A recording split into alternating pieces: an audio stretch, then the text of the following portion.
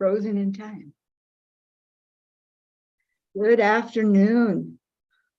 This is so exciting. After everything we've been through the past couple of years, we're back, and I'm excited. And I'm very excited to introduce our presentation this afternoon. I'm very fortunate.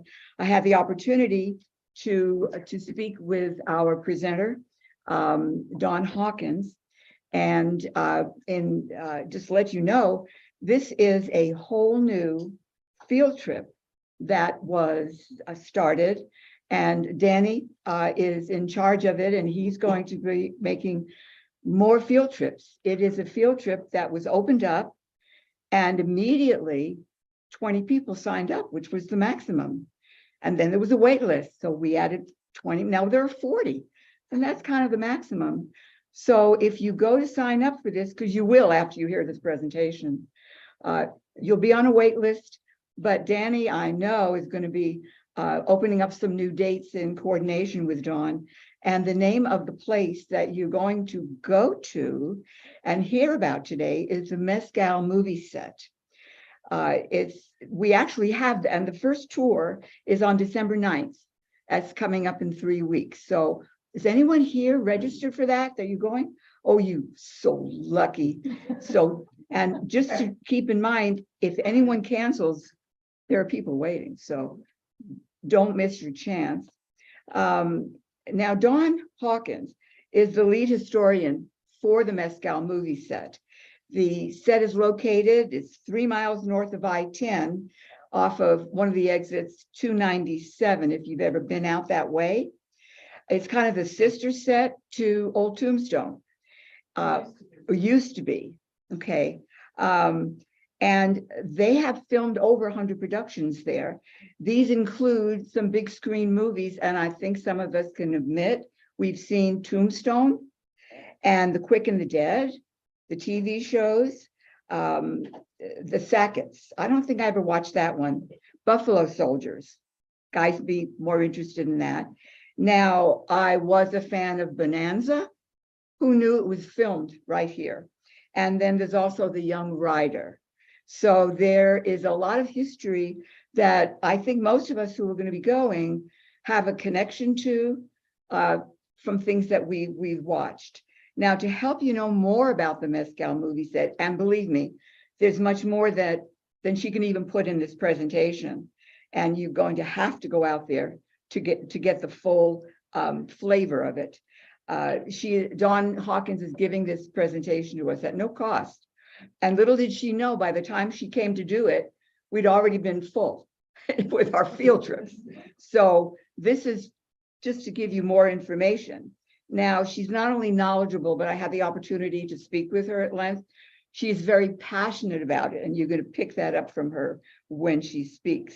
She's going to share some of the history of the set with us, and you may want to keep posted on when the next field trip is opening up, Danny, okay? So without further ado, I give you Don Hawkins.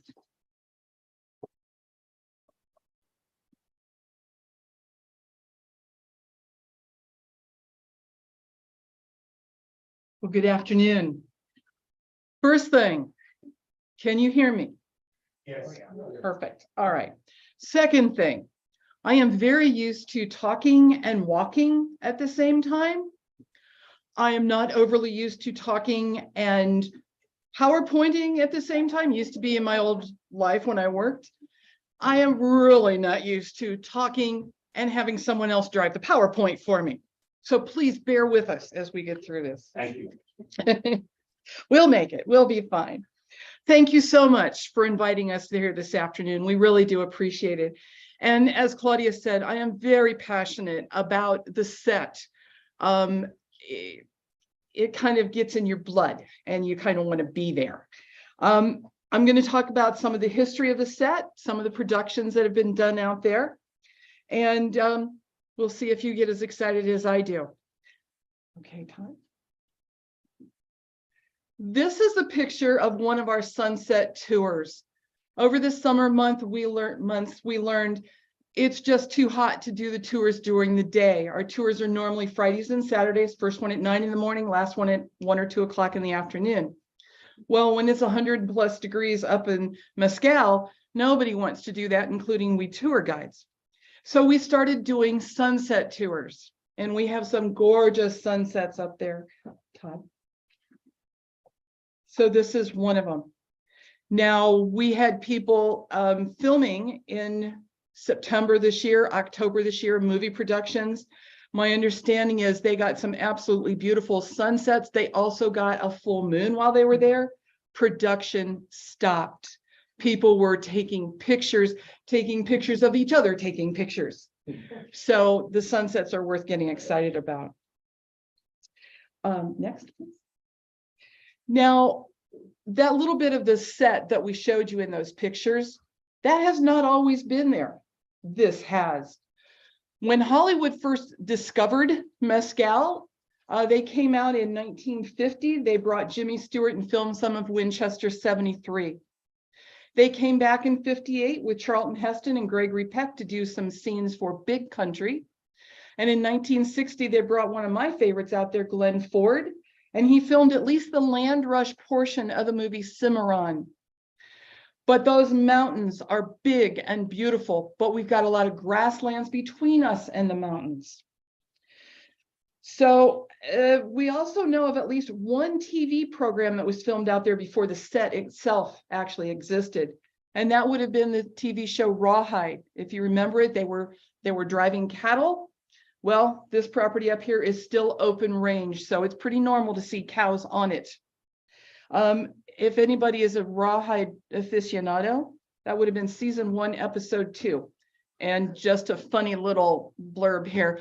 On YouTube, there are something like 102 episodes of Rawhide, everything but that one. I cannot find that one. Next, please. Now, the beginning of the set, it was actually built between 1968 and 1969 for the 1970 movie Monty Walsh, starred Jack Palance and Lee Marvin. This is what one side of the street looked like. It was a very small set at the time. They only built a minimal number of buildings specifically, and it was called the Harmony Set because that was the name of the town. Next, please. This is what that same basic front looks like now. So it has changed a bit over the years, and we're going to talk about that. In addition to Monty Walsh that year, there was another movie released. It was called Dirty Dingus McGee. Now, we've all seen that, right? Good. You're braver people than I am. It starred Frank Sinatra and George Kennedy and a very, very young Michelle Carey. Are you familiar with the name Michelle Carey? Oh, you will be. Have you seen John Wayne's movie El Dorado? Mm-hmm. Okay, you remember the young woman with all that big hair? Her name was Joey.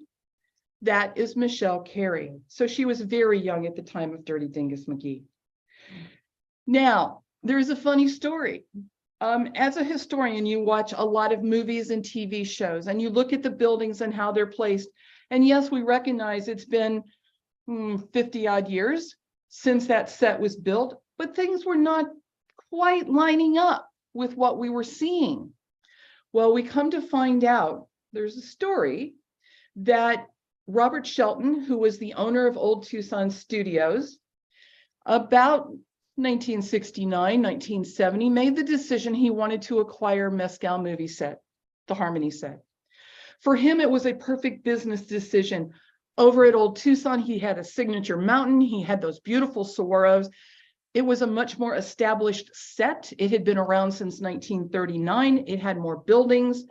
It was much better known. Mescal, no cactus. We've got the grasslands. We've got the mountains at a distance and a very small set of buildings. So he acquired it. The story goes that about 30 minutes after he signed that contract, a wind came through. And unless you have been at Mescal when there is a wind blowing, you really can't understand it.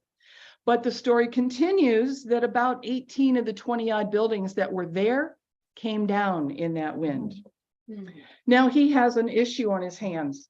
He acquired it between Monty Walsh and Dirty Dingus McGee, and The Life and Times of Judge Roy Bean.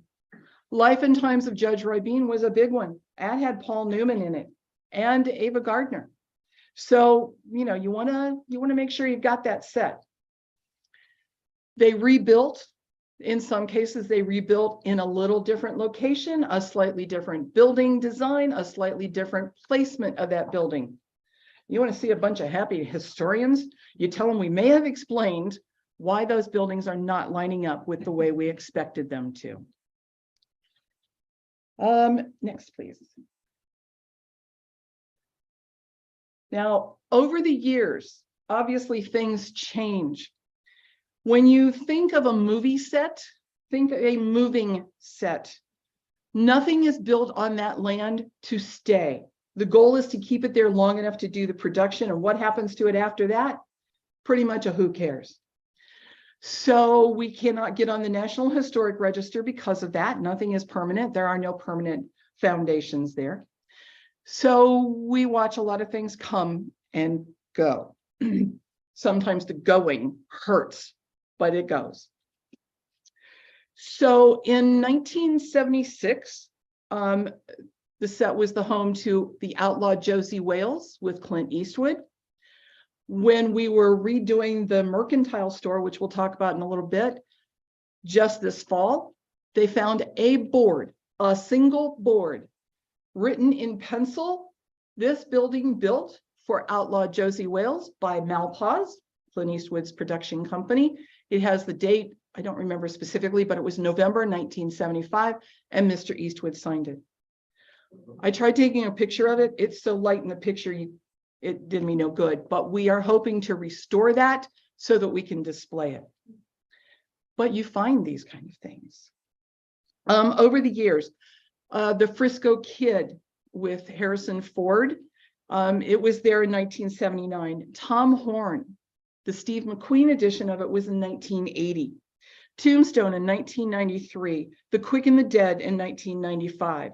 TV movies, The Sacketts, that had Sam Elliott and Tom Selleck and Glenn Ford in 1979. I Married Wyatt Earp, not a real blockbuster, but it had Bruce Boxleitner and Marie Osmond. That was in 1983. A remake of John Wayne's Stagecoach was done in 1986. It starred the Four Highwaymen. So we would have had Willie Nelson, Waylon Jennings, Chris Christopherson, and Johnny Cash on set. Buffalo Soldiers in 1997, that was Danny Glover, and many more. As Claudia said, we've had over 100 productions out there. We've had episodes of Rawhide, at least 4 episodes of Bonanza that we know about. Some Gunsmoke, and some of the Gunsmoke movies were done out there. A Little House on the Prairie was done out there. The story goes that Michael Landon loved filming in Southern Arizona, and he didn't care if he was at Old Tucson Studios or over at Mescal. And just so you know, when they filmed Little House on the Prairie over at Old Tucson, they actually brought in real trees like you would find in Mankato and put them in front of the cactus, so they would hide the cactus. We were the home set for The Young Riders between 1989 and 1992. If you remember that one, it was Stephen Baldwin and Josh Brolin. We had commercials. Kraft Barbecue did a commercial out there. Budweiser did at least one commercial. We've had some music videos. Kenny Rogers did one in called Planet Texas. Sears Roebuck came out and did a catalog shoot, and the one the men always like, the Playboy magazine came out and did a photo shoot. Now, I have asked my tours many times, if any of you have, I can get you the year that it was filmed. So if any of you have those Playboys, I know you've only looked at them for the articles, but if you could go back and see if there's anything in the set that shows up, the set would like to know about them. But it comes down to one basic fact. Mescal is pretty far out there. It's 3 miles off of I-10, but it's a good distance out I-10. You're almost to Benson when you get to the movie set. So it was never as publicized as Old Tucson Studios. Old Tucson Studios very much became a family destination. It's got the train, it had the carousel. It did walking history tours, but the buildings were used for skits and shows and that kind of thing. The Mescal Movie Set, we had a couple of grumpy old caretakers who took it very personally. It became their set very much because they were there, they were living on set. So if they were in a good mood, they would open the gate and invite you to come in for a tour.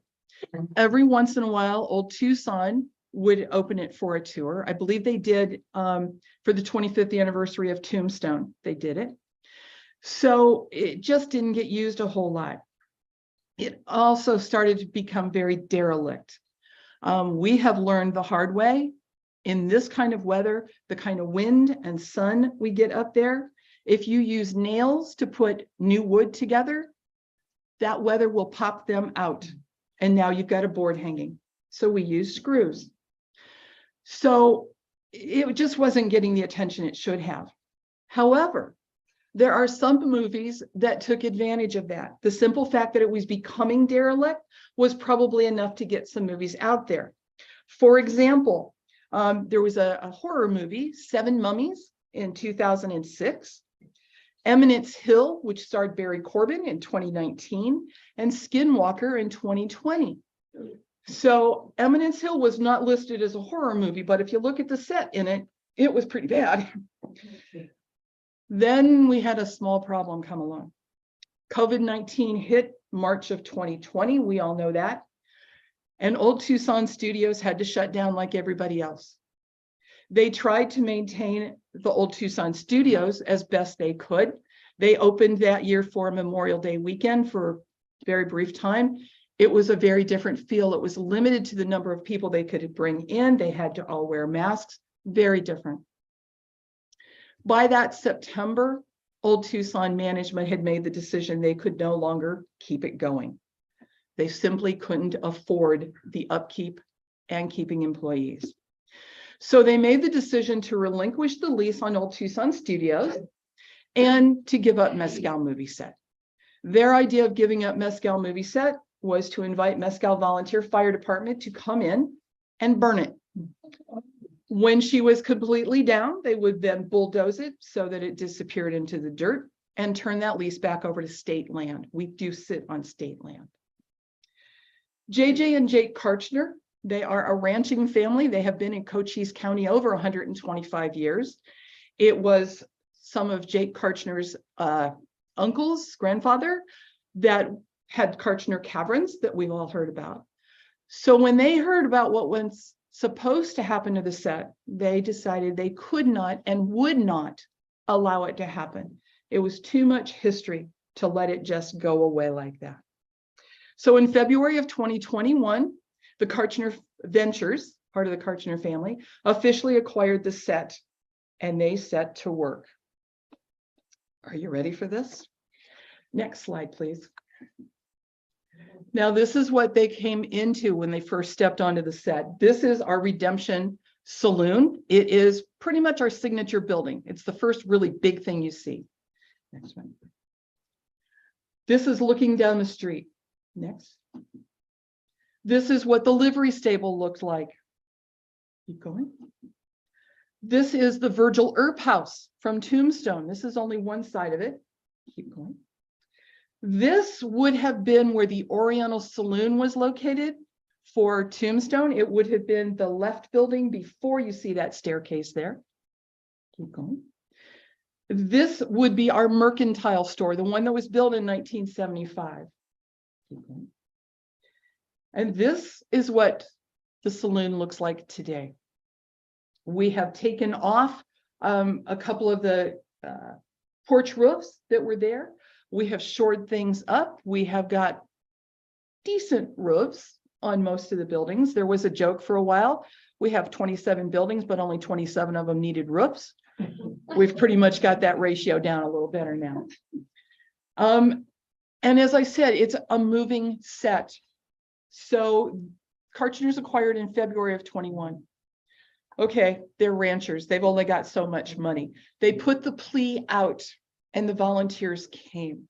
Some of us came from Old Tucson. Some of us came because they were asking for maintenance people, craftsmen, woodworkers, painters. We came. We've got a lot of the same people there still. But by fall of 21, we were in good enough shape that we opened it up for the public. We had our first tours in September of 21. And I believe it was October, there was a wedding to be held up there. Now, it was one of the Karchner relatives. So our guys, because this is what you do, they built up the railing that you see there. They put that on. It was a safety measure. They did that on a Friday morning. The bride and groom came in, saw it. Nope, don't want the railing. We need it down. So our maintenance guys took that railing down on Saturday morning. The wedding and the reception were Saturday afternoon. The wedding was right in front of the big doors. They had actually closed the interior doors to that. And on Sunday morning, our maintenance guys go back and put the railing back up. Now, you want to see some hurt maintenance guys? Because everybody is so used to what you do at your house, you want it to last for years. At Mescal Movie Set, you want it to get through that production, and that wedding was a production. So it's back to what it was. And they are still working on things. The batwing doors, they actually took them off at one point, took them out in the field and shot a few bullets through them. So they have authentic bullet holes in them. They had a blowtorch that they used on the doors to age them. So, you know, they're getting there. Next. Okay. Now, this is our livery stable. Yes, it says Birdcage Theater. Well, here's a funny little story. How finicky are you guys about dates? Are they really important to you? Good, because in the movie industry, they're really not important. So in the movie Tombstone in 1993, if you remember the movie, they tell you very clearly that the Earps went into Tombstone in 1879. When they did, they drove on the road beside the birdcage so that you see the birdcage. And in the movie, you can tell it's got an 1881 up there, which is when the birdcage was actually built. However, it was in the 1879 view of Tombstone for the movie. Next, please. Now, 2 years later, when they did The Quick and the Dead, this is also our livery stable. They put a hotel / boarding house up there.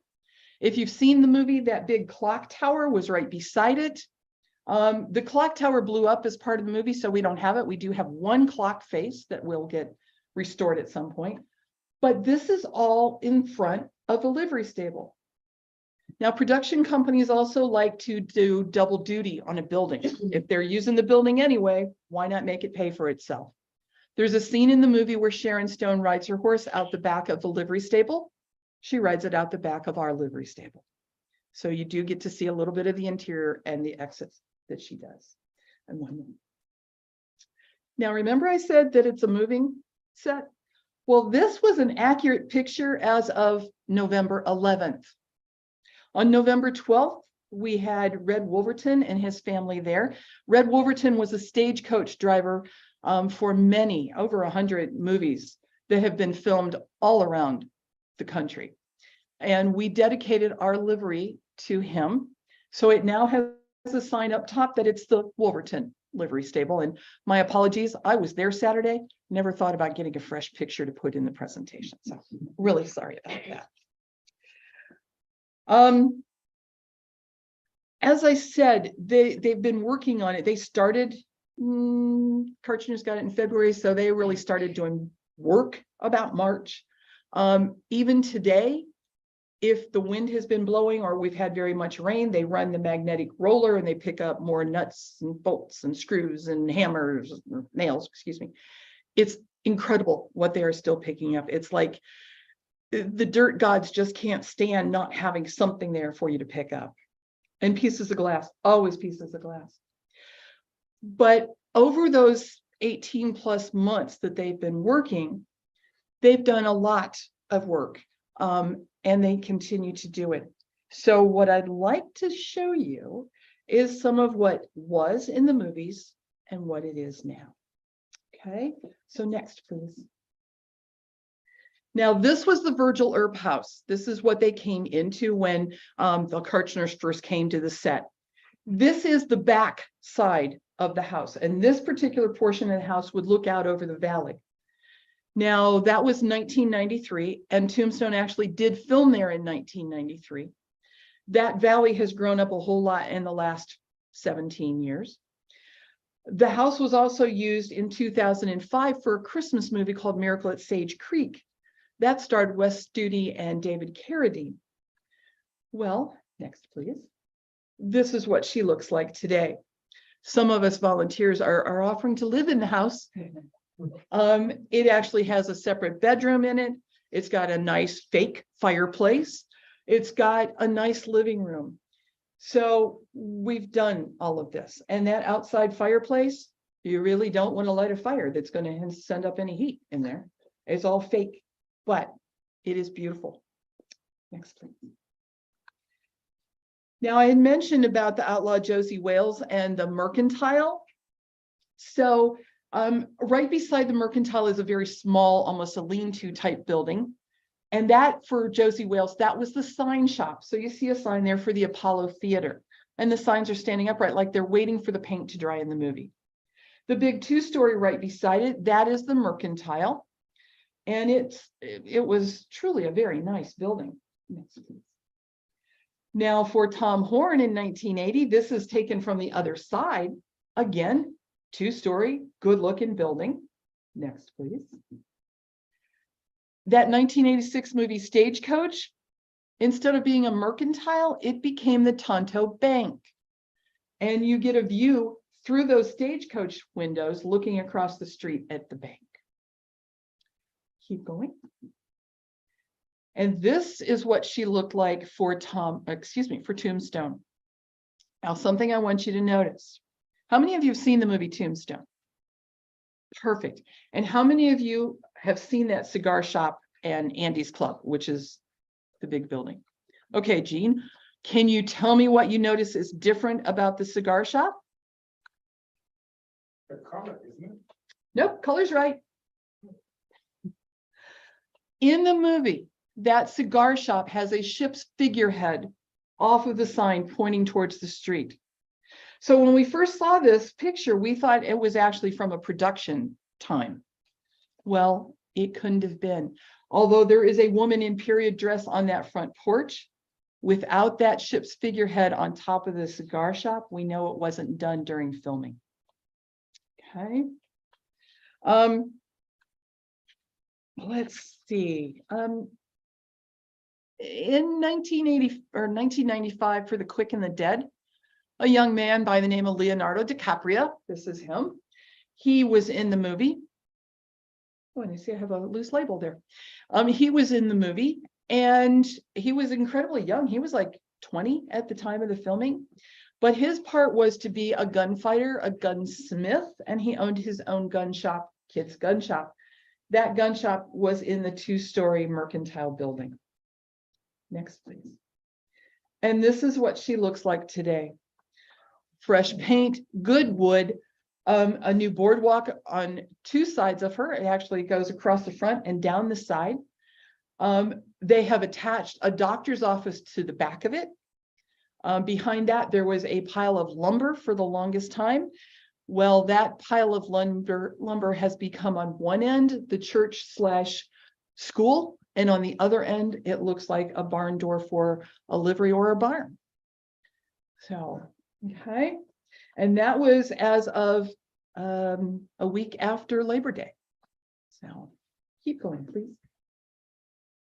Now, those of you that have seen Dirty Dingus McGee, do you recognize this building? She's a beauty. This is our hotel. For the movie, she was 3 stories high, that very Gothic looking 3rd story. She was built a little further out on the set than she's placed right now. That big red bell said Bell on it, B-E-L-L-E. It was called Bell's Place. It was the local house of ill repute for the movie. So every time they would need the military, you'll notice all the horses lined up. They would come to Bell's Place. They would call out for the military. Doors and windows would fly open. The men would come out and the women would come out to wave them off. Next, please. And it's kind of hard to see, but over there to the far right, that is what she looked like 2 years later. for the life and times of Judge Roy Bean. Now, if you remember in Life and Times of Judge Roy Bean, the gas wells are blowing up. There's fire everywhere. The oil is not helping any. So it would have been very dirty towards the end. And oh, by the way, remember the story I told you about the wind taking buildings down? We think that might be why the hotel got moved to where it's at and angled the way it's at. We still don't know exactly what happened to the third story. It disappeared. Whether it was purposely removed or collapsed, we're not honestly sure. But we ended up with the hotel. And next, please. And I truly have to apologize for this. I can't get a better picture yet. But that hotel in the movie, the second story had a very wide balcony on it. As the fire is burning, supposedly Paul Newman and his horse are up on that balcony. The horse rears. Okay, now curiosity gets the best of you. How'd they get that horse up there? And what's more, how'd they get the horse down? And what was the horse doing with all those flames around? Well, you know, no. We thought at first it had been superimposed. However, then you go through, well, horses will go up steps. So maybe they just took it up the interior steps, but they don't like coming down, is my understanding. Okay, well, maybe they airlifted it on. Well, okay, no. We were in Benson for their 4th of July get together, and we had a booth set up, and a gentleman about our age came over just to talk to us. He had been a carpenter on the set at Life and Times of Judge Roy Bean. So we pounced on him. There were 3 of us historians, and we're all standing around. How did that horse get up there? And he looked at us like we were morons and said, we built a ramp. They took the horse up the ramp. The horse did his thing. They brought the horse back down the ramp. Really liked some of our ideas much better, you know, it was so much more exciting. But this is what they do. And it could just as well have been that they superimposed it. They did not. In the early 70s, it was not quite as easy to do, although they could. Next, please. Now, this is what our hotel looks like today from the outside. She's got, in her case, a brand new porch on 3 sides, all the way around the sides and the front. We painted it yellow, and JJ Karchner was coming into work one morning, and she pulled some of the maintenance guys over. She goes, okay, look, we got to tone that down. She said, you can see it from I-10. We got to tone it down. So they toned the yellow down. They painted all the woodwork, and she is beautiful, but it gets better. Next, please. This is what the interior is set as. So you literally could walk in that front door. Your cases are already there. The men's top hat is sitting there. The registration table is there. They've got a little bedroom off to one side for the night clerk. That dining room is very much what it would have been like for Tom Horn. That was used in here. So we try. But here's something to keep in mind. You know how when you're selling your house, they tell you don't empty it completely. You want to have some furniture around placed so that people can see. You don't want knickknacks. You don't want a lot of your personal thing, but so that people can see. The same holds true when you have somebody coming on to take a look at the set. They're going to come basically and rent your set for X amount of time. Well, what do you have available? Well, we've got a hotel. Well, what does it look like? We try and keep it set. Now, in this case, it was set a little more than we do currently, in large part because we were still trying to entice a lot of people, but we have learned. If you have it set with too much and they don't want it, you got to haul it out of there and store it someplace. So we're tempering what we set so that it looks good. It gives you an idea of what you can do in there, but not cluttered. Next, please. Okay, if any of you guys come up and I am your tour guide, you're going to see this building. It currently has a sign on it that says Asylum. I think of it as the Big Brown Beauty. The last movie that filmed needed it to be an asylum.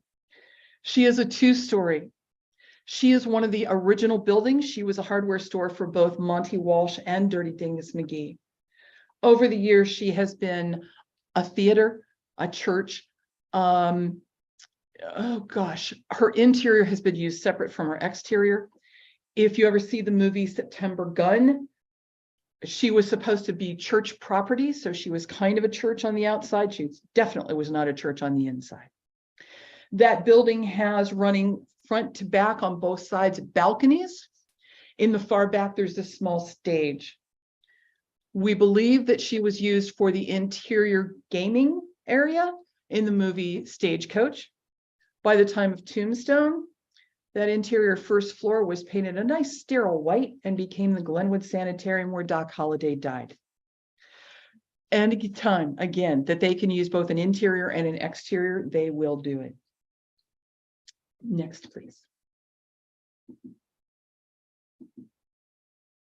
So this is sort of what she looks like today. She's still not a beauty. In my eyes, she is. And like I say, my fellow historians, they laugh at me, but I've actually heard them refer to it as the big brown beauty too. Next, please. Now, when the movie Tom Horn was made, they had to build the gallows for Tom Horn someplace. They built it inside the big brown building. So they actually had to remove part of the roof at the back of the building in order to have enough room to have the gallows in there. But they did it. Next, please. This is what the interior looked like for Tombstone. That's the Glenwood Sanitarium that you're in. Next. Now we're going to go down to the corrals for Tombstone. Tombstone would not be Tombstone without the OK Corral. Can we all agree to that? All right. Well, where the four actors are standing here with their back to the camera, that is the OK Corral area. That nice fresh wood right to the side of them, that would be C.S. Fly's photography gallery. When you come out to visit, this is one of the places your tour will take you down to. Unfortunately, C.S. Fly's does not look that good at this point, and it's not yet come up on our list to repair. But you'll see what I mean about the nails popping out and that wood popping off. Next, please. This is taking the view from what would be Fremont Street in the movie, looking into the corral. So just imagine, Tombstone will tell you that there were about 30 shots fired in 30 seconds, 9 young men, 2 to 3 horses, and it is truly a very small area, but then so is the real corral. But imagine the smoke and the noise and the confusion. Oh, and by the way, did I mention they were filming this in July of 1993? I thought I'd drop that little hint for you. There are stories, if you ever watch any of the behind the scenes things or read any of the books, there's a great one by John Farkas about the making of Tombstone. They talk about the rattlesnakes, the heat, the tarantulas, the scorpions. And Dana Delaney, who played Josephine Marcus, she has a great quote that she got to dress in period clothes, she got to wear a corset, and she got to kiss Wyatt Earp. What better way could there be? So, you know, it all comes down to how excited you are about the production you're doing. So this is what it looked like then. And next, please. And this is what she looks like now, sort of. That is C.S. Fly's building. This picture was from a few years ago, so it's not quite in that good a shape now. But I wanted you to see what the view is from there. At this point, you are on the opposite side of the set from the Virgil house that I showed you. You are looking out at state land. There is nothing out there but wide open spaces. Cameras love it. Hollywood loves it. There are some ranches back up in those mountains, so every once in a while you might see a dust plume. Believe it or not, there is one power line, but the sun has to be hitting it just right before you even know that power line is out there anywhere. Because it is state land, they can boondock out there, so every once in a while you'll see a camper. And we were on a tour one day and I pointed out, I said, you know, somebody's boondocking back there. And one of my tour guests said, that would be us. I was like, okay, busted. No, next, please. And I think that's a nice shot. I just kind of like that one. No, next, please. Now, the Oriental Saloon and Campbell and Hatch's Billiard Hall. For the movie Tombstone, they were side by side. Now, this is from Arizona Highways in 1983. Well, we've learned something. As a matter of fact, we just learned it last week. We thought for the longest time that that two-story saloon, which was one of the original buildings, was the same one that they used for the Oriental Saloon. We learned it was not. It had been standing there. It was in really rough shape. And when they came in to do Tombstone, they actually ended up tearing the entire thing down and rebuilding it. So, you know, again, the set was moving. They had to have something that looked good. And if you stop and think about it, when they did the movie Tombstone, a lot of what they wanted to do was replicate the town of Tombstone in 1879. It was a very young town, a lot of raw wood, new buildings going up. So they had to make it look bright and fresh. So it made sense that they rebuilt the building. Next, please. Now, this is from Young Writers. So this is actually the upstairs of a building that would be on what's now a current empty lot. That would be looking towards that old Mercantile building. That big, where it says dry goods, that big building was one big room interior. And for Young Writers, that is where Don Collier, who was their shopkeeper, that's where he would have been. Next, please. And that is a wonderful view of the Oriental. That is what they ended up building, the Oriental with the billiard hall next to it. It was a beautiful two-story. That second story has since disappeared. We're not sure when they took it down, but it is no longer there. And, you know, if you got the 3 stars in there, how can you really argue with that? It's kind of nice to see Kurt Russell and Sam Elliott. So next, please. And this is what that same block looks like now. The Oriental, which for this particular production was Granny's candy store. It's the beautiful red building on the corner. Campbell and Hatch's, which for this one became Buffalo Head Saloon in the middle. And then at the peaked building on the end would have been the telegraph office. Okay. Now, this is the exterior. The interiors for that building are very raw at this point. We are working very hard trying to make it into much more of like a town hall, so that there is room if we have people that want to do a talk up there, that we could be able to seat maybe up to 100 people in there. So that's the goal. Next, please. And this is the Redemption Saloon. She was built specifically for the 1995 Quick and the Dead. She is one of the best built buildings on the set. They really put a lot of time and effort and money into making that building happen. Next, please. This is what she looked like during their filming. And you can see they've got movie equipment off to the side there. But notice how it does have that porch awning on it. There is no railing. Those are just hitch rails around there. And very broad steps. Our steps are not that broad. We do have some safety issues we have to make sure are covered. Next, please. And this is what she looks like today. Next, please. And this is her interior. Now, we don't know for a fact that it is the original bar, but it is very similar. There is the chalkboard hanging up there, which would have been used in the Quick and the Dead to keep track of the gunfights and who won and who didn't. This we normally use for everything. So we've got a bit of an office upstairs in here. We usually have our gift shop set up in the back there. It's just everything.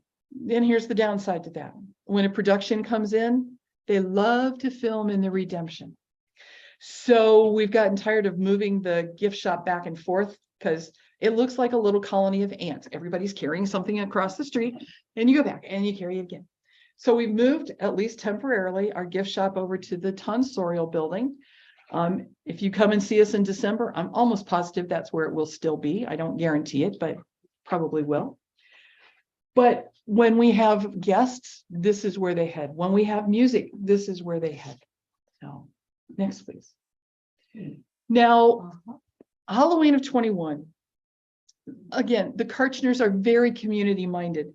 They recognized and realized that there had not been Halloween for these kids since 2019. So they said, what do you say we all donate some candy and we throw the set open and invite the kids to come in, charge a flat rate for the car, no matter how many were in the car. And the only stipulation we had is if you were an adult, you had to be with a child. So we got adults, we got teenagers, we got very, very small children. This was our headless horseman. And a funny story, that horse is a real horse. She had it painted. She stood on an empty lot there, and that horse would stand still as a statue. And evidently realized when, especially the teenagers, would get anywhere close, and that horse would shake his head, the bit would rattle, and the teenagers would go up about a foot in the air. We were vying for spots so that we could watch this happen. Let me tell you, it was a lot of fun. But the horse was very calm. If somebody wanted to take a picture, he just stood there, always good. Next, please. And these are a few of the little ghosts and goblins that we had come to see us. So they really had a good time. And as I said, we were all invited to bring candy to donate. And we did. And we had bags and bags of candy. And I think we only did it for 3 hours, maybe 4. But about halfway through, our guys are going, we're running out of candy. So here go a half dozen of our cowboys down to Dollar General and bought every bag of candy they could find. So next, please. Now, last year for Christmas, we did it one day. We decorate the town. I don't think I told you, but we have no real power source up there. We do have generators that we use. We have solar lights that we use, but we don't have propane running for anything. So we have no real heat. We have no real electricity. So we decorated and we invited local vendors to come in and set up. And again, we opened the setup to everybody, flat rate on the car. And it was fun. We had some strolling musicians, strolling singers. We had a comfortable number of volunteers, of vendors. Well, this year, okay, they pulled out all the stops. Last I heard, we have 65 confirmed vendors. It will be Friday, November 25th and Saturday, the 26th. I believe it starts at 9 in the morning, goes till 3 in the afternoon. And again, flat rate to get in. So if you're looking for something to do, please feel free to come up and see us. We will not be doing tours that day because it is all about the shopping and showing off the set, but you are welcome to come and see us. And we go this coming week to decorate. So next, please. So this is what it looked like. And I'm not exactly sure what they're going to do with 65 vendors. So I'm going to be there early that morning because it's going to be interesting. Next, please.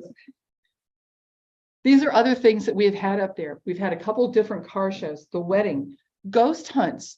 We did ghost hunts October and November of 21. I believe they actually did one even in February. Evidently, nothing says Valentine's Day like a ghost hunt. Dog scent trials were up there last year. They are coming back this year. Power of the Past, the steam engines, we've had them up there, I believe, twice. We've had some birthday parties up there. If you're familiar with the TV show Yellowstone, Forey J. Smith was up there 2 weeks ago. He donated his entire day to us. We sold $2,100 tickets. That got you into a talk with him in the Redemption. We sold $2,200 tickets. That got you not only the talk, but also a tour of the set with him. Mr. Smith is unbelievably personable and was very kind. He wanted to make sure everybody got a handshake or a hug and their picture taken with him. So the crowds loved it. The downside was, as they're coming and going, what are you going to do next? Who's coming next? It's like, well, we're not sure. We did Red Wolverton Day. That was last week. As I said, the 2022 Christmas events, the 25th and 26th. And next, please. Every so often, we do what we call our legends. We are very fortunate. There is a small but mighty group of actors and at least one actress. They have done movies out there. They have done stunts out there, and they have got hilarious stories. They love to talk to you All you got to do is walk into the Redemption Saloon when they're there. And if they're not fooling around joking with each other, they're going to be joking with you. They are a wonderful group of people. They also get those trading cards. So they are happy to give you a trading card and sign an autograph on the card for you. And the card gives a little bit of their movie filmology. Okay, next please. Also, a lot of people, especially from Green Valley, said, oh my gosh, you are so far out there. From my door to the set, it's about 46 miles. I go across Sahuarita Road, so it's a beautiful drive. I only have to take I-10 for a short distance. But we wanted to show people we're not a one and done type situation. So our marketing person created this map. So while you could not hit all of those things in a single day, you could hit multiple of them in a single day. You might want to take multiple days, like a weekend, and do a couple different things. But anything from Kartchner Caverns, Empire Ranch, Sonoyta with its wineries, Sierra Vista, out to Douglas and the Dragoons. Tombstone is always fun. Bisbee is a wonderful place to go. So we try to give you a little bit of variety of things that you can do more than just the set. And next, please. And that, ladies and gentlemen, concludes my presentation. On behalf of the Kartchner family and all of us volunteers, I would like to tell you, we are always looking for volunteers. If you are interested in anything from maintenance to admin to historian, especially historian, we would be happy to greet you. Go on to mescalmovieset.com, go to the volunteer tab, fill out the application. As I said, we don't have power out there. It gets mighty, mighty dark late at night and very early in the morning, but we've got the sunsets and the sunrises that more than make up for it. Okay, so thank you. We do appreciate your patience with us.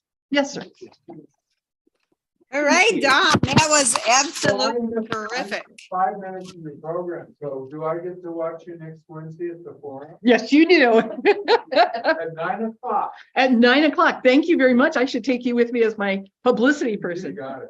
We are trying very hard to get out and talk to more people. The set has got some wonderful things to see. We did filming. There was filming up there last spring. It was an INSP movie, Warrant 2, Breaker's Law. Bruce Boxleitner was in that.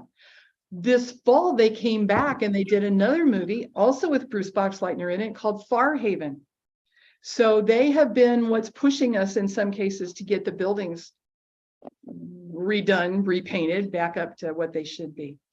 So yeah, but yes, please, you are always welcome. And if you know another group that you belong to or a development that you're in that would like to have a free speaker, we are more than happy to do that. All right, anything else? Any questions? Don, thank you so much. You did a great job. Oh. And I'm really excited about this. I wish I were in Arizona to go to that field trip now. And you really got our club going again too. This is the first hybrid in-person meeting of the whole club that we've had for quite a while. We've had a lot of support for you from our technical people, Phil Rock and Todd Taylor. And of course, Danny coordinated and made all this possible with his announcements at the beginning. And Claudia Fleming, who I heard is kind of someone known to you ahead of time.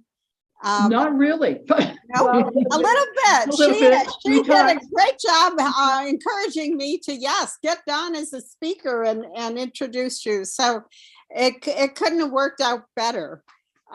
Thank you so much. And thanks to the Kartchners too. I did not know that historic connection to Mescal. Yes. Well, and if I may, if you're going to do this again, might I recommend Todd for your PowerPoint person? He did a fantastic job. So thank you, Todd. Thank you all very much. Oh, one more thing. I do have a clipboard in the back. If you would like to get on, we are trying to get a newsletter started. If you'd like to put your name and email and circle yes or no for the newsletter, I'll be happy to take that back to the set for you. Thank you. Thank you, Don. Anyone who'd like to give a reaction who's Zooming, you can do claps or thumbs up or whatever. And of course, the in-person audience, I hope you're there to clap for Dawn. She did a great job. Oh, yes. So there's been mention about another trip. I will get hold of the person in charge because I don't know what their production schedule is, and we'll try to schedule a trip sometime before Christmas. So those of you on the waiting list, we're thinking about you, and we'll get something going as soon as we can. So keep an eye out on the website, and we'll announce it there. And thank you very much for being here today, and thank you again, Don. Thank you very much. Thank you. How many in-person people, Jean?